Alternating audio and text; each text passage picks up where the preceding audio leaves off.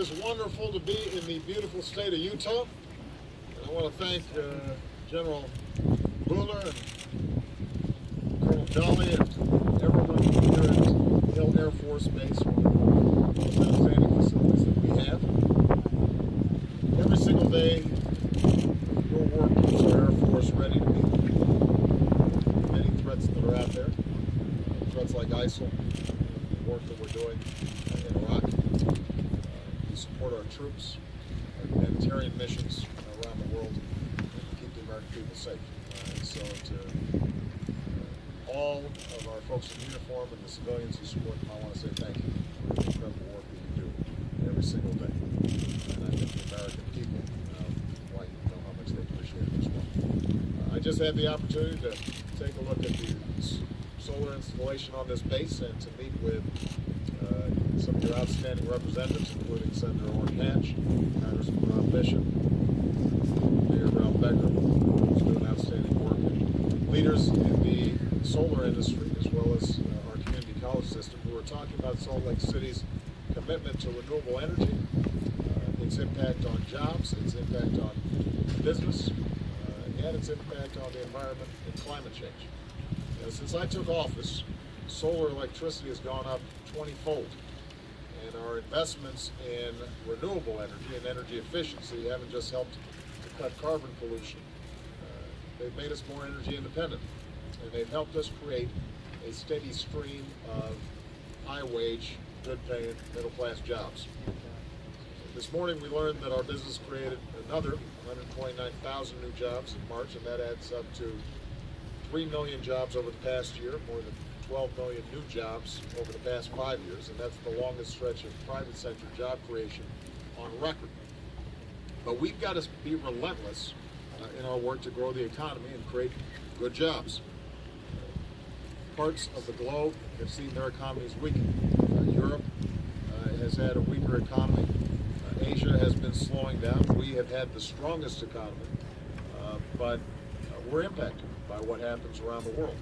And that's why we have to redouble our efforts to make sure that we're competitive, to make sure that we're taking the steps that are needed for us to be successful. And I think everybody here at Hill understands that one of the most important aspects of national security is strong economic security.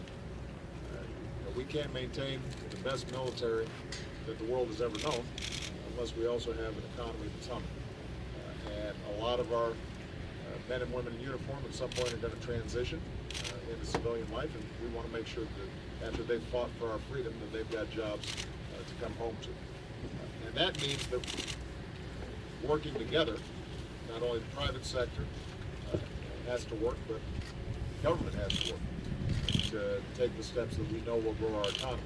And I'm hoping that working with Congress, we can get some things done this year. Rebuilding our infrastructure all across the country. Those are jobs that can be exported. And not only does it put people to work right now, it makes us competitive over the long term because businesses are going to locate where they've got top-notch infrastructure.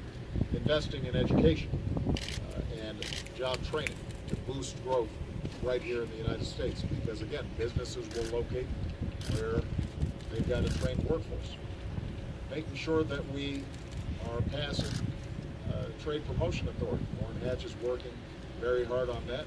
Utah is one of the leading exporting states in the country. And part of the reason that this state has been so successful. And we're very grateful that Senator Hatch is working with Senator Wyden to make sure that we can get that deal done. And what I'm doing here today is to highlight the fact that the solar industry is actually adding jobs 10 times faster than the rest of the economy. They're paying good jobs, they're good paying jobs, they're helping folks enter the middle class, and today what we're going to try to do is to build on the progress that's already been made. I'm announcing a new goal to train 75,000 workers to enter the solar industry by 2020. As part of this, we're creating what we're calling a Solar Ready Vets program that's modeled after some successful pilot initiatives that have already been established over the last several years. It's going to train transitioning military personnel for careers in this growing industry at 10 bases, including right here at Hill. And as part of this effort, we're also going to work with states to enable more veterans to use the post 9/11 GI Bill for soldier job training. It's one of the many steps that we're taking to help nearly 700,000 veterans and military spouses get a job. In fact, about 30% of the federal workforce is now made up of veterans. I've said it before, and I think employers are starting to catch on. If you really want to get the job done, hire a veteran. So Hill's leading by example. It is getting about 20%, maybe a little higher than that, of its overall energy through renewable energy sources, including this installation. DOD, Department of Defense, our military across the board is becoming more and more efficient because that saves money, and it means that we've got more money for personnel, for training, for equipment, for making sure our fighting forces are able to get the job done.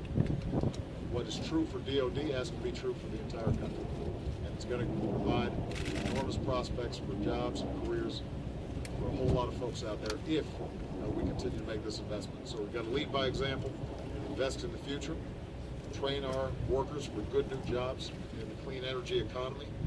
That's how we're going to keep our economy growing.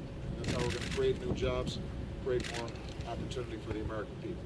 We're also, as a byproduct of that, going to make this country safer, and we're going to make the planet more secure. We're going to make sure that the environment that we're passing on and the incredible beauty of this remarkable state's passed on to future generations as well.